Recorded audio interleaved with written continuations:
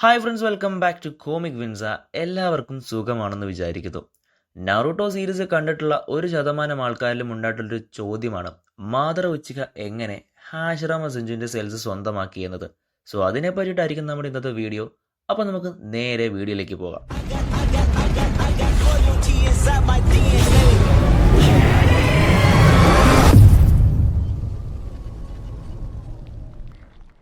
മാദറ ഉച്ചിക എങ്ങനെ ഹാഷിറാമ സെഞ്ചുവിൻ്റെ സെൽസ് സ്വന്തമാക്കി എന്നത് നറൂട്ടോ സ്റ്റോറിയിലെ ഏറ്റവും ഡീപ്പായ പൊളിറ്റിക്കൽ ഇമോഷണൽ ട്വിസ്റ്റുകളിൽ ഒന്നാണ്.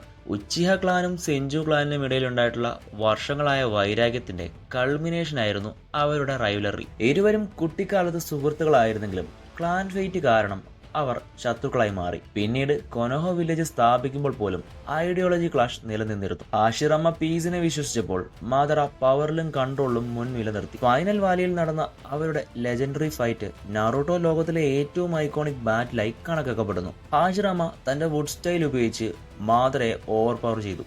എല്ലാവരും കരുതിയിരുന്നത് മാദറ ആ ഒരു ഫൈറ്റിൽ മരിച്ചുവെന്നാണ്. എന്നാൽ അത് യഥാർത്ഥത്തിൽ ഒരു കാൽക്കുലേറ്റഡ് മൂവ് ആയിരുന്നു. മാദറ മുൻകൂട്ടി തന്നെ ഫോർബിഡൻ ഉച്ചിക ടെക്നിക്കായ ഇസനാഗി ആക്ടിവേറ്റ് ചെയ്തിരുന്നു. ഈ ഒരു ജൂട്സു റിയാലിറ്റിയെ വരെ റീറൈറ്റ് ചെയ്യാൻ സഹായിക്കുന്ന ഒന്നാണ്. മരണത്തെ പോലും ഇല്യൂഷനായി മാറ്റാൻ കഴിയുന്ന ഒരു ടെക്നിക്. ബാറ്റിൽ നടക്കുമ്പോൾ തന്നെ മാദറ ഹാഷിറാമയുടെ ശരീരത്തിൽ നിന്നും ചെറിയൊരു ഫ്ലഷ് സാമ്പിൾ രഹസ്യമായി എടുത്തിരുന്നു. അതൊരു തരം ലോങ് ടൈം ഇൻവെസ്റ്റ്മെന്റ് പോലെയായിരുന്നു. ഹാഷിറാമയുടെ സെൽസ് സാധാരണ സെൽസ് അല്ല.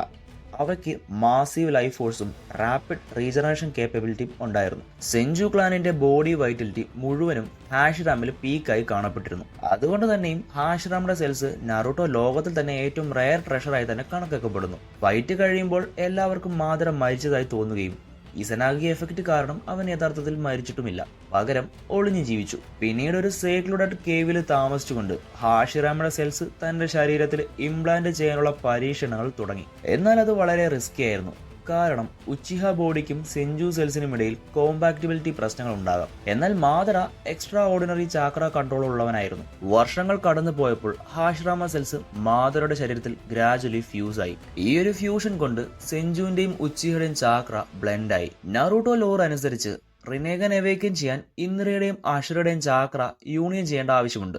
എന്നാൽ ഇവിടെ മാദറ ഇന്ദ്രയുടെ റീഎൻകാർണേഷനും ഹാഷിറാമ അഷുരയുടെ റീഎൻകാർണേഷനും ആയതിനാൽ ഹാഷിറാമ സെൽസ് ഇംപ്ലാന്റ് ചെയ്തത് വഴി അഷുരയുടെ ചാക്ര മാദറയുടെ ഉള്ളിലേക്ക് ചേർന്നു. പിന്നെയും ഒരുപാട് വർഷങ്ങൾക്ക് ശേഷം മാദറ ഓൾഡ് ഏജിലെത്തിയപ്പോൾ തന്റെ ഷെറിൻഗാൻ ഇവോൾവ് ആയി റിനേഗാനായി മാറുന്നത് അദ്ദേഹം കണ്ടു. റിനേഗൻ എവേക്കനിങ് തന്നെയാണ് മാദറയുടെ അൾട്ടിമേറ്റ് ഗോളിന്റെ ഫൗണ്ടേഷൻ.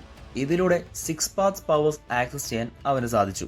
മാദറ പിന്നീട് തന്റെ റിനേഗൻ പവർ ഉപയോഗിച്ച് വലിയൊരു ലോങ് ടൈം പ്ലാൻ തന്നെ തയ്യാറാക്കി. That is infinite Tsukuyomi. അതായത് ലോകം മുഴുവൻ ഒരു എറ്റേണൽ ഗെൻജൂട്സുവിൽ അകപ്പെടുത്തുക. സോ ഇതിനായിട്ട് ഗോഡ് ലൈക്ക് പവർ വേണം. അതിന് ഹാഷിറാമ സെൽസ് നൽകിയ ലൈഫ് ഫോഴ്സും വളരെ നിർണായകമായിരുന്നു. കാരണം റിനേഗൻ പവർ സസ്റ്റെയിൻ ചെയ്യാൻ ഹ്യൂജ് ചാക്ര റിസോഴ്സ് ആവശ്യമുണ്ടായിരുന്നു. ഓൾഡ് ഏജ് കാരണം തന്റെ ലൈഫ് സ്പാൻ കുറയുന്നതായി തിരിച്ചറിഞ്ഞ മാദറ തന്റെ ഡ്രീം ക്യാരി ചെയ്യാൻ ഒരാളെ തിരഞ്ഞെടുക്കേണ്ടി വന്നു. അങ്ങനെയാണ് അദ്ദേഹം ഒബിറ്റോ ഉച്ചിഹയെ മാനിപ്പുലേറ്റ് ചെയ്ത് തന്റെ സക്സസർ ആക്കിയത്. ഹാഷിറാമ സെൽസ് ഉപയോഗിച്ച് തന്നെ ഒബിറ്റോയുടെ ഡാമേജ്ഡ് ബോഡി റിപ്പയർ ചെയ്തു. സോ ഇതിലൂടെ ഹാഷിറാമ സെൽസ് വീണ്ടും സ്റ്റോറിയിൽ വലിയൊരു പങ്ക് തന്നെ വഹിച്ചു. മാദറയുടെ ബോഡി ലേറ്റർ സ്റ്റേജിൽ കാബൂട്ടോ വഴി ഏതോ തെൻസ കൊണ്ട് റിവൈവ് ചെയ്തപ്പോൾ ഹാഷിറാമ സെൽസ് ഉള്ളത് കൊണ്ട് അവൻ എൻഹാൻസ് സ്റ്റേറ്റിലും നിലനിന്നു. വുഡ് സ്റ്റൈല് പോലും യൂസ് ചെയ്യാൻ അവന് കഴിഞ്ഞത് ഈ സെൽസ് കാരണമാണ്. ചുരുക്കി പറഞ്ഞാൽ മാദറ ഹാഷിറാമയുമായുള്ള ഫൈനൽ വാലി ഫൈറ്റിനിടെ ഹാഷിറാമയുടെ ഫ്ലഷ് സാമ്പിൾ സ്വന്തമാക്കി ഇസനാഗി ഉപയോഗിച്ച് മരണത്തെ ചീറ്റ് ചെയ്ത് പിന്നീട് ആ സെൽസ് തന്റെ ശരീരത്തിൽ ഇംപ്ലാന്റ് ചെയ്ത് സെഞ്ചു പവർ ഉൾക്കൊണ്ട് ആ ഫ്യൂഷന്റെ ഫലമായിട്ടാണ് റിനേഗാൻ അവേക്കനിങ്, ഇൻഫിനിറ്റി സുക്യോമി പ്ലാൻ, ഓബിറ്റോ മാനിപ്പുലേഷൻ എന്നിവയെല്ലാം നടന്നത്. അതായത് ഹാഷിറാമ സെൽസ് ഇല്ലായിരുന്നെങ്കിൽ മാദറയുടെ ഫൈനൽ ഗോഡ് ലെവൽ എവല്യൂഷൻ ഒരിക്കലും സംഭവിക്കില്ലായിരുന്നു. അപ്പോൾ ഹാഷിറാമ സെൽസ് എത്ര ഇമ്പോർട്ടൻ്റ് ആണെന്നുള്ള കാര്യം നിങ്ങൾക്ക് ഇപ്പോൾ മനസ്സിലായിട്ടുണ്ടാവും. അപ്പോൾ ഈ ഒരു വീഡിയോ പറ്റിയുള്ള നിങ്ങളുടെ അഭിപ്രായങ്ങൾ let me know in comments. Sayonara.